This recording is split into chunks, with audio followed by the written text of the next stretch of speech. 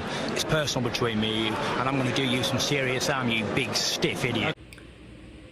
The Untouchable True School Sports Empire proudly presents something the boxing game's been missing. Hey, what's going on? It's your boy BT, and I came here to talk some boxing with the thousands of True School Sports subscribers now. This is a follow-up to my Tim Tszyu, Tony Harrison post-fight review video. I did have some more measured, more thoughts on the fight since, I've had time to really think about what transpired this past weekend. But I'm going to say it like this. I think this fight, I don't think Tony Harrison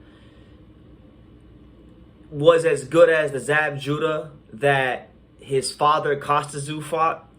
But I think this fight, especially for Tim Tszyu's perception here in the USA, has had the same effect that maybe the Kostya Tszyu fight may have had for a lot of the American fans. Like, for example, Kostya Tszyu fighting Zab Judah, a lot of people were kind of underestimating Kostya Tszyu at that particular time. Although Kostya Tszyu had already been an established champion, he had, made some beating Chavez and, had the, but he was coming off of the loss to Vince Phillips, right? So, maybe people had kind of downplayed Kostya Tszyu.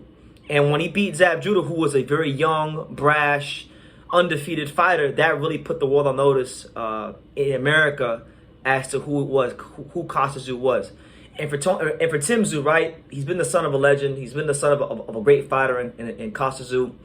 And he's just been Kostya Tszyu's son to the American fans. A lot of American fans didn't take him seriously going into the fight. Tony Harrison has a track record of outboxing guys, and people thought that based on what we saw in the Boucher fight, and I'm gonna raise my hand and say even me, I kind of second guessed myself and started buying the wolf tickets that Tony Harrison was selling the closer the fight got, and we found out that he's a lot more than just Kostya Tszyu's son.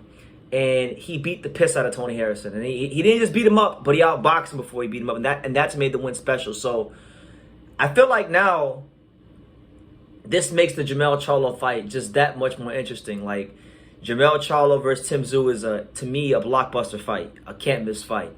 It's one of the few fights in boxing that I would definitely say is an MGM Grand, Las Vegas type of a fight.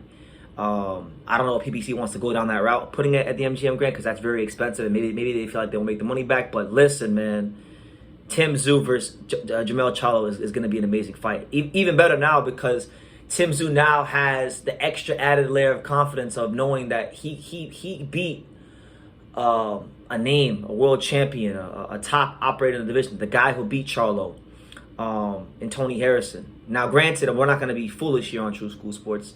Tony Harrison's seen better days. His legs weren't what they used to be. But still, nobody had beaten Tony Harrison in quite the fashion, in the manner that Tim Tszyu did. So that does a lot for his confidence. And what it also does, too, is it makes the fight in the eyes of boxing fans, and particularly boxing fans here in the USA, much more credible. Because he wasn't getting his just due before the fight. He definitely is getting it now that he's beating Tony Harrison. And people want to see this fight now. So I'm looking forward to it, because I feel like the one thing Jamel Charlo has going in his favor against Tim Tszyu that maybe Tony Harrison didn't is that when we talk about, footwork-wise and positionally speaking, like, he's not a guy that falls forward on his punches. He always maintains good position, both with his feet and his hands. So you're not going to catch Jamel Charlo throwing punches and falling off balance like a Tony Harrison will.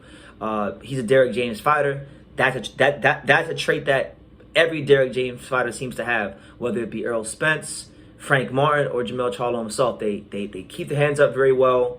When they throw punches, they're not falling off balance to the right or to the left and putting themselves out of position to get countered.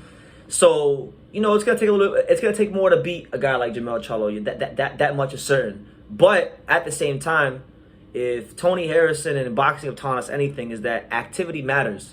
Activity for a fighter matters. Doesn't matter how skilled you are. Activity definitely plays a part.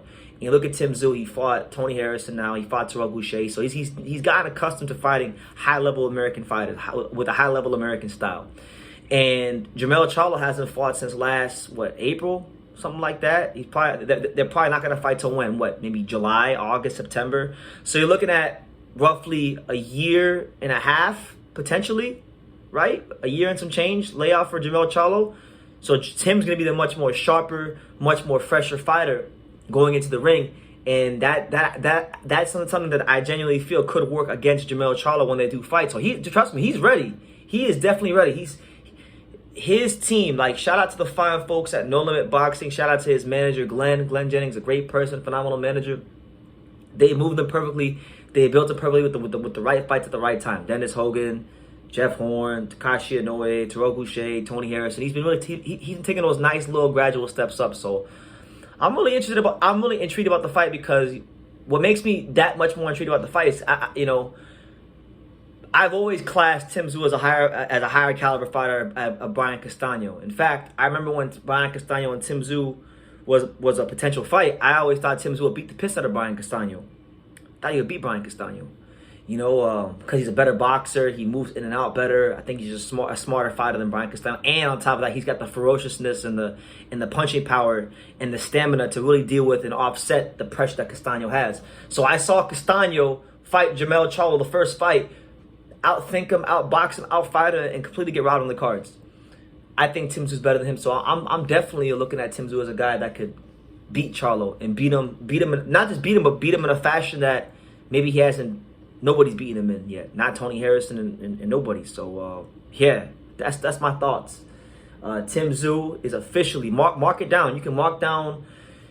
You guys can always mark down that fateful night of March 12th, 2023 as the night that Tim Tszyu officially stepped out of his father's shadow and became his own man in boxing. That's why he said oh so eloquently in the post-fight interview, "What's my mother effing name? What's my mother effing name?" You know his name now, so don't back at the block. Tim Tszyu is here and he's here to stay. So yeah, let me know what you guys think in the comments down below. How do you see the Charlo fight with Tim Tszyu?